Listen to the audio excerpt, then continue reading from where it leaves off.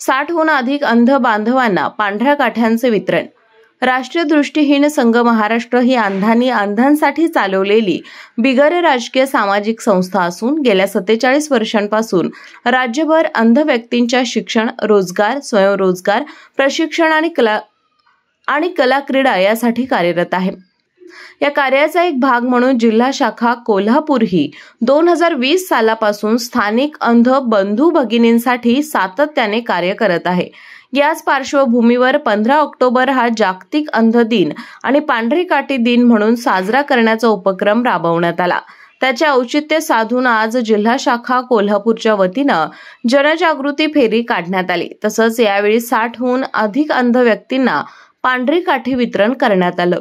ही जनजागृती फेरी भवानी मंडप ते लाड चौक या मार्गावर उत्साहात पार पडली।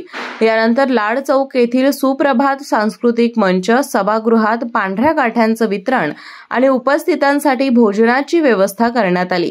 कार्यक्रमाला पुणे विभागीय शाखेचे विशाल पोळे, ज्ञानेश्वर जन्म, बाळासाहेब गायकवाड तसेच जिल्हा शाखा कोल्हापूरचे अध्यक्ष रवी कांबळे, महासचिव शरद पाटील, कोषाध्यक्ष रघुनाथ खोत आणि उपाध्यक्ष अमोल कुंभार उपस्थित होते। या कार्यक्रमासाठी रमेश मेडिकल वागवे, उपाध्यक्ष अमोल कुंभार, तुकाराम पाटील आणि धनंजय परमाळे यांनी विशेष सहकार्य केलं।